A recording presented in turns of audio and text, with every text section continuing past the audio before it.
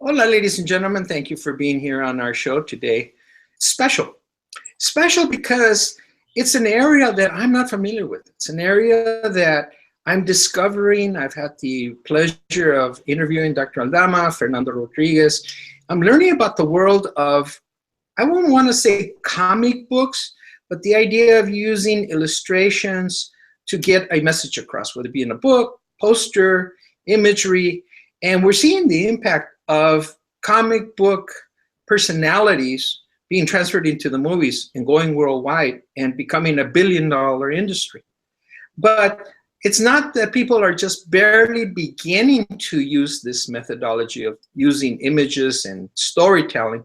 You know, it goes back to the Greeks. They've been telling us stories. The people, the artists, they put, paintings on the walls and the ceilings so that the common person understood the Bible. So it's a very old concept. The idea of putting it on paper or now going digital and we're seeing it on television or social media programming, that's all new. But the whole idea is very old and it's usually very philosophical. So there's a certain amount of understanding that comic books per se is sort of like a sideline activity that should not be taken seriously. But in different circles of academia, they are. And actually, I was just picking up a story right now where some persons are actually considering the idea of doing their PhD dissertation presentations in what we would call an illustration methodology, or just for this show, call it a comic strip. Okay, we'll work with that for right now. So we have two wonderful persons, two Latinas who are involved in this industry. And first of all, we want to bring in Lila Quintero Weaver. She is in Alabama, and she did a book in English, and now it's also in Spanish, Darkroom and Cuarto Oscuro. And we also have Leigh Ana Hidalgo, who we marvel what she does. She's doing her PhD at UCLA. Cesar Chavez Center. She's a mom, 2 children. She's trying to balance the world around her, her husband, and she's here on the show. We want to applaud her, and thank you very much, Leah, and for being here. So. Thank you. Thank you for having me. I'm happy to be here. Okay, let's start with Lila. Lila, let's begin with you. Let's take a few minutes and sort of get your background, how you started this whole idea that you got into the illustration, book, comics, if you will, system, and then how it all happened, how you planned it all, and here you are today.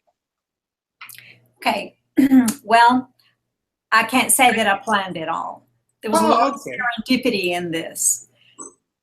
I was inspired by, I have a little show and tell here, by this book, which is Persepolis by Marjane Satrapi. She's an Iranian woman. She wrote about her life story, her childhood, which was in Iran, and very serious subject matter, but illustrated it in this ingenious way. It looks, on a casual glance, it looks like a children's book.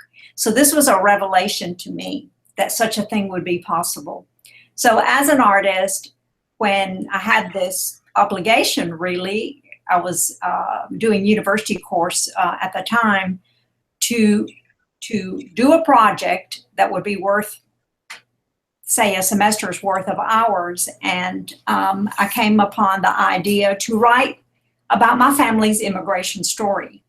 We came from Argentina to the United States in 1961. I was 5 years old at the time.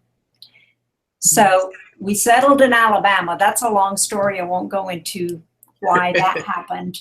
So I grew up in Alabama, and it was the 1960s. And so, as you can imagine, there was a great deal of turmoil regarding a number of battles in the civil rights movement. So we were eyewitnesses to some very important events and lived through some pretty dark eras there.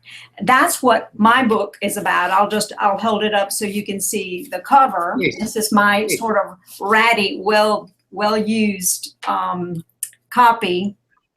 It's called Darkroom, a memoir in black and white. And next year, the same publisher is bringing it out in Spanish. And so it will be Un Cuarto Oscuro, Recuerdos en Blanco y Negro.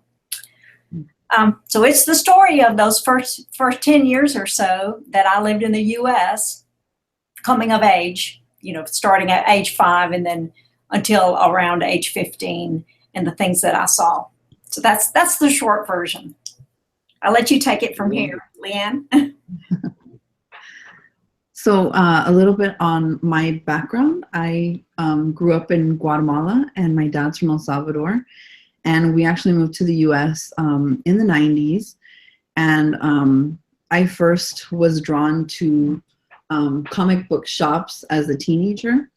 And they were kind of these spaces where if you were like a, quote, freak, or you didn't fit into the mainstream, those were spaces where you could go and you could hang out and you could just sift through the comics that were there. And I was really drawn to X-Men comics, and I think that just came from the odd thing of being, having a half-white mother, Salvadoran father, growing up in Guatemala, and not really knowing where I'm from, and just constantly feeling like an outsider.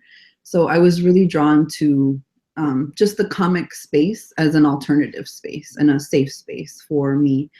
And but as I continue to do my work, I do feel like a lot of the visual work is connected, I would say, to my father and my father's home country of El Salvador. In talking to him, there were pamphlets that were distributed often to get people who didn't have literacy or weren't educated, in order to really explain to them ideas of how to unionize, or how to get equitable pay, or gender equality. These kinds of concepts were constantly being put out in pamphlets, which were really graphics, so these social justice kind of equality sort of concepts were out there. And so I traced that lineage and the visual and the social justice back to my father, and the stories that he told me about the importance of pampletas in El Salvador. So I was drawn to a very similar type of thing when I went to college. I was drawn to how do we address issues of payday lending, and the way that they're overrepresented in communities of color, Black and Latino neighborhoods. How do we address those issues in a way that the communities who are being exposed to it are able to understand it and are able to see themselves in their experiences? And so the visual, for me, the photo-based comics became the vehicle for me to tell that story, not by myself, but with the community. And I can get into that further, but I think that's enough for just an intro. I'd be curious, Liana, if you have a copy of something, one of your fotonovela pages. I know I'm putting you on the spot here, but if you have it somewhere close by. If not, that's okay, because I know you sent me some copies of it, and I was really taken to the idea that here we have a PhD candidate writing something that is very visual, very basic, and yet carrying a message, very important message. And obviously, both of you are working in the social justice area, so it's really fascinating. I figured there was something here. I'm super interested. Go ahead. I'm super interested in seeing Liana's work for a number of reasons, and one is that I'm really drawn to oral narratives. And it sounds like that's what you have done with your work. As you said that you interviewed individuals, is that correct? Yes. And then convey this information that they gave you in a combination of text and photos. So is that right? I can actually grab one if I can give a minute. I can go grab one, and I'll share it with you. Maybe I can keep talking while she looks. And then also a couple of things that she said that point to some overlapping portions in our stories. She talked about being in between cultures and sort of falling in the cracks as far as her identity is concerned. And I have experienced that very much myself. I think that is quite common with immigrant kids, that there's not a neat place for us to sort of pigeonhole ourselves into, and that can be both a curse and a blessing. that I could say at my altura de vida, that at my stage of life, that I consider it a blessing. But when I was 10 years old, I did not see it that way. The fact that I felt like an outsider, that I didn't belong. I wanted to blend in, and there was no way that I could for a number of reasons. So let me quickly say that I think, in my personal opinion, you are both citizens of the world, rather than the old house where your perspectives is multi-country oriented, where most people only see their little area where they were raised. And I think that's a counter in the modern 21st century economy and developments. You have to think global, and you've just sort of pushed into it. Didn't seem like, you planned it that way, but yeah, you see multi-country, so you can't see one because you share the cultures of multiple areas. Liana? Yeah, so I did want to share, Lila, since you had mentioned, this is what this current one that I'm working on with street vendors looks like. And this fotonovela, I worked with 6 different street vendors. 3 were Black street vendors in South LA, and 3 were Latino street vendors in East LA. And this is actually to support their campaign. So if you go through it, just as you had mentioned, there's instructions on how you access it, because there's augmented reality embedded in these stories. And so isn't that so cool? You can I think it's so cool. That's awesome. These are different vendors, and when you see that there's a little sign like this, that means that you can actually play the video if you use your phone. So I'm not sure if it will work right now, but basically you do this, and then the video should play on your phone. It's kind of hard to do it while I'm. So the lettering triggers or stimulates a video off of that. Right. That's how augmented reality works. So the photo is attached to a video file. So there's film that's also involved in this. But yeah, there's instructions of how to download it, and this allows you to not only see their images, see their words. These are from the interviews that we had together, but also hear it in their own voices. And then, this text is from reports, research reports, and things like that. And so this was really for larger audiences to be able to understand the struggle of street vendors and what it was they were fighting for and what their campaign was about. So this is a 4-year ethnography project that will be part of my dissertation. I love it. I love it. I would love to have a copy. So I would love to send you a copy. I should send you one. Try to get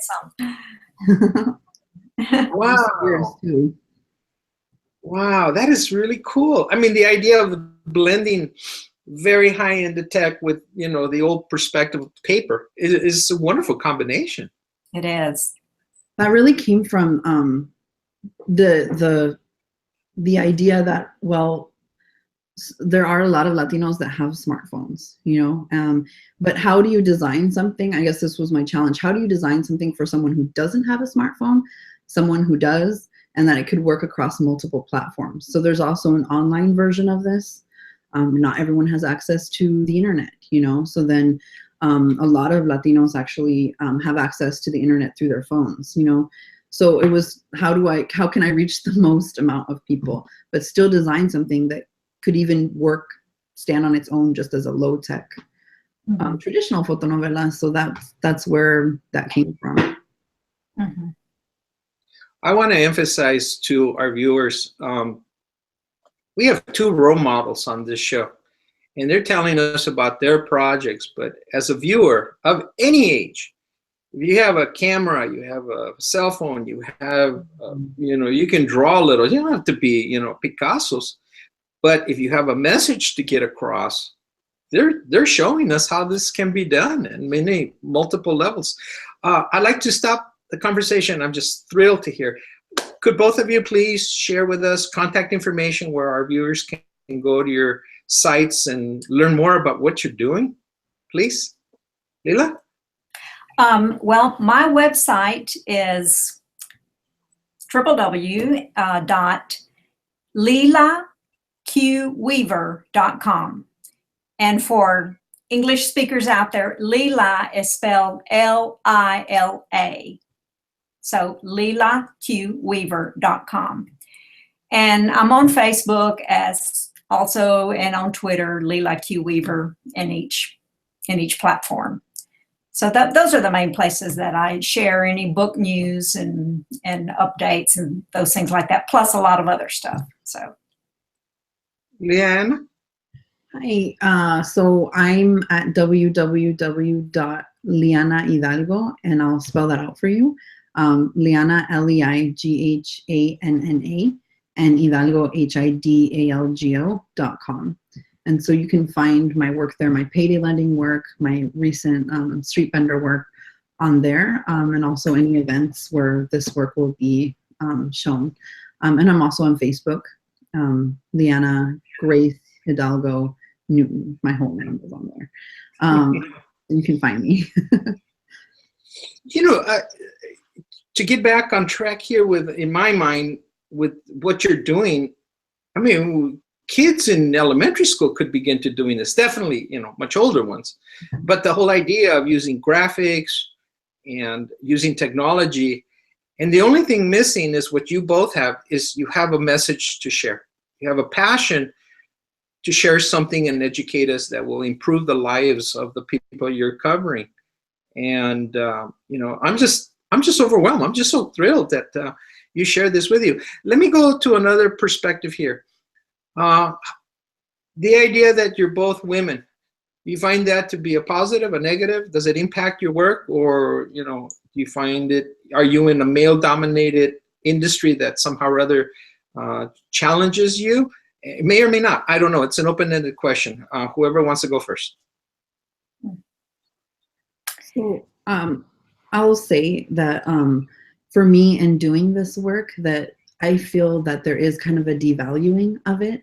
So a lot of times in academia, there's this idea that the work that I'm doing is, oh, it's my way of giving back to the community, or that it's almost like an afterthought. Like it's like, oh, I did all this research and this is just kind of the after product, and it's not as important.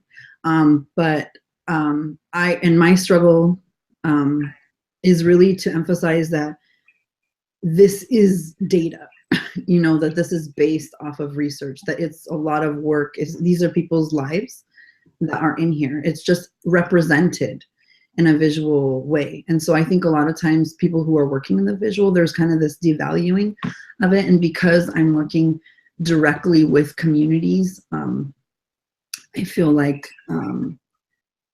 there's not a lot of value that's placed off of doing work in community. And that in itself is devalued. And you can see in academia that a lot of people who do that labor are women, who are very connected to their communities, who are really working in community and really trying to give to their communities and have this reciprocal relationship with our community, where it's like not just what I can do for you as a researcher, but also the knowledge that you're giving me that I'm bringing back into the university, and how those relationships can be. And so I feel like that work in itself is devalued. So a lot of times when I describe my passion for working in community on different social justice projects, it's like, oh, I get it. You want to be in community. You want to be holding babies and doing that kind of thing. And that's really a devaluing and feminizing of my work. And so I feel like I encounter that a lot, and really being able to present this as serious work that's important. And that's not just a way to give back. It's also, there's research in here. There's a lot of work in here, and there's a community that's working with me on this, and that's important. It should be valued in the academy. So that's what I feel I'm facing as a woman in academia. Wow. Okay. Lila? Well, there is without question a domination in the field of comics and graphic novel creation by white men, mostly in their 30s. So in that respect, I don't really fit in. And many times when I have gone to literary festivals and served on panels and that sort of thing, I'm often the only woman. I'm often the only person over 40, and certainly the only Latina. So I'm outside of that sort of central core of comic creators in a number of aspects. On the other hand, I feel that my sort of minority status, if you want to say it that way, has given me an advantage because my publisher, which is an academic press, it's the University of Alabama Press, has an enormous catalog of literature on the civil rights movement and on events that happen not only in Alabama, but throughout the Southeast. So they're highly expert in this area, and yet here is a different voice, a Latina. And then I'm coming with a child's perspective also with the things that I saw as a young child, because Jim Crow was still in evidence when I began my story. And the fact that I could bring imagery to it that made it completely different from anything else that they have in their listings. So that gave me an advantage. So at the same time that I sometimes find myself sort of being outside of the circle, I know that my differences can help me sort of find a way to get in. So there's that kind of push-pull aspect to it. Mm-hmm. It doesn't seem like either one of you withdraw from the challenges you're running. If anything, you acknowledge them and you're going to do it anyway. That's what I'm sensing from both of you. Absolutely. You know, seems you're committed. I'm thrilled. I'm thrilled. I think we need a variety of ways to present the message. I don't see why anyone should say, oh, we presented it in a visual form versus wording. Oh, this is any lesser than anything else. I think, you know, if I remember my history correctly, it's actually the other way around. Its imagery has always been primary. And now, you know, wording has sort of come secondary. And I don't know why there's this perception of superiority one to the other. Yeah, I want to go on forever on the show, but, you know, unfortunately I can't. I want to thank Professor Aldama, Ohio State University, who shared with me the importance of highlighting you. He recommended you, and Fernando Rodriguez also, who is very much part of this as well, sort of motivating me that you should cover these ladies. Their stories are awesome, and it's true. Please, can you each of you give us your contact information for our viewers, and then we're gonna go into closing statements. So, Leanna, if you can once again, please give us your contact information. Okay. My website where you can find my work and my bio and events that I'll be showcasing my work is www.lianahidalgo.com. And you can also find me on Facebook, Liana Grace Hidalgo Newton, my full name. Okay. Wonderful. Lila? And my website address is lilaqweaver.com. And the same for my Twitter and Facebook presence, Lila Q Weaver. I'll just keep it simple. I am on Facebook personally as Lila Quintero Weaver, but just try to simplify it for people out there. For our viewers, if you do a search on either one of them, this show should pop up because it is on demand worldwide. So, you know, even though we're live right now, it will go into on demand. So this is added onto your list of media exposure, and that's the whole point. And especially that educators of all levels look at this show and say, okay, how can I incorporate this in the classroom and get the kids to do it? Because I think it's a fantastic medium, and I can see it being done in many different forms and shapes anywhere in the world, and then take a picture of it and share it. I'm excited. I'm really excited. I see all the potentials and the possibilities thanks to both of you. As we're getting close, unfortunately, I and I hope to have you back in the future. And especially, Lilian, I got to slip in this question. When are you finishing with your doctorate? I'm hoping to wrap things up in the next 2 years. So 2019. I'm hoping we'll be graduate. Applause for you. Yes, absolutely. It's not you. An applause. What else can I say? Yes. Closing statements. A couple of minutes. Whoever would like to go first. Well, I would like to say thank you so much for this opportunity. One of the things about my work is that I spent 3.5 years creating this book. There's over 500 drawings to it, and of course a lot of meetings with my editor and changing things, working with the layout program to put the pages together and all of that. A great deal of labor in isolation mostly. So then when the book is released and suddenly I have this opportunity to go and speak about it, and now it feels like, well, I don't mean now currently, but in the moment when it was released in that first year, 2012, that suddenly I had to learn how to talk about work that was two-dimensional, that was in written word and in images, and that was a whole new challenge for me. So it seems that the challenges never stop. That I had to surmount quite a few, even in the creation, but it keeps on going. So I feel that it's helping to keep my brain young, right? to meet new challenges. So I'm delighted. It's been a fantastic, unexpected career turn for me. I never saw it coming. So. And we have your husband to thank. I know he had a hand in it and saying you will proceed and supported you. So I know you have that as well. That's right. He was and continues to be a big cheerleader to me. And what Armando is referring to is that quite a few years back, he told me, one day you are going to publish a book. And I was just like, oh, stop it. That sort of thing. Wonderful. It happened. Wonderful. Lila? What I'll say is I'm really, really thankful to Professor Aldama for, connecting me with you, Armando, and for you giving us this space to discuss what it is to be a Latina in this comic world.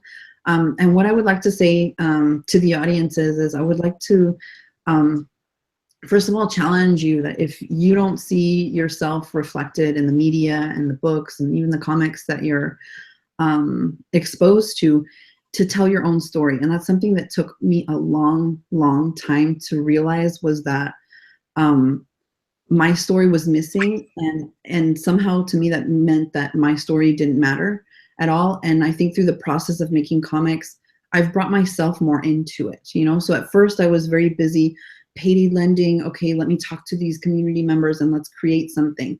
But I was never able to bring myself into it. Like, why does payday lending matter to me?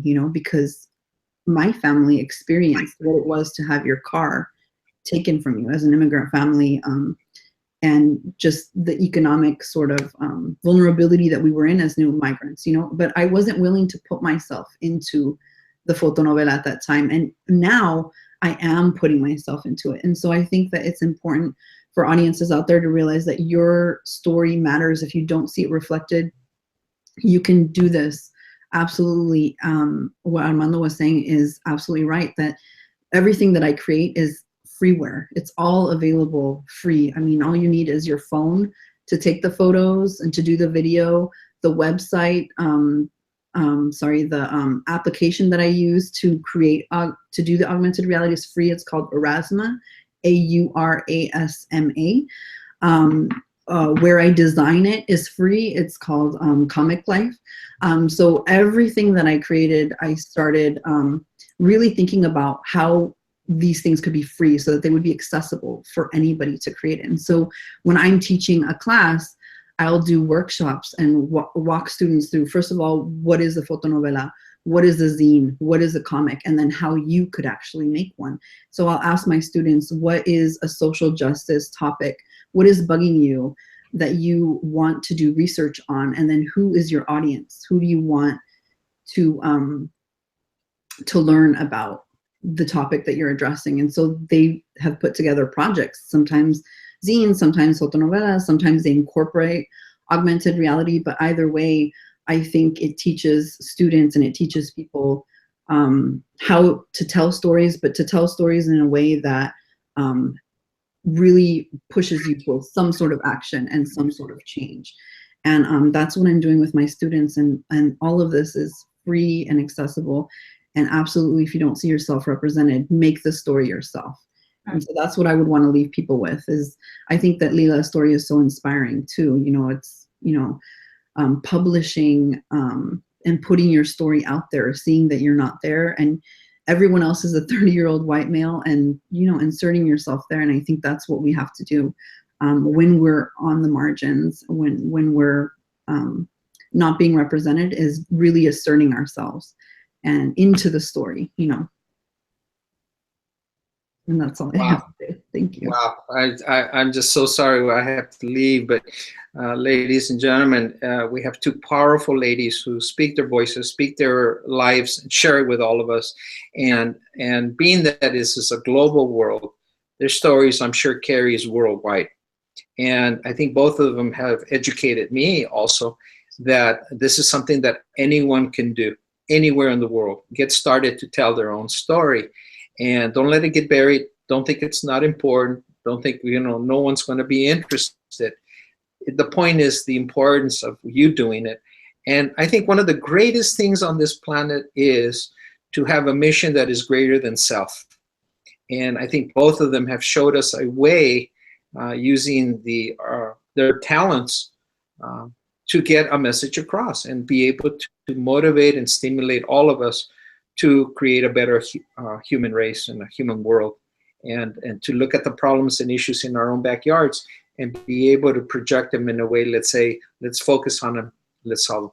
Again, I want to thank Lila Quintero Weaver from Alabama, and thank you for being on our program, and Leah Anna Hidalgo also from being here in Los Angeles and, you know, taking her very busy mommy role aside for a moment to be with us today. So we applaud both of you.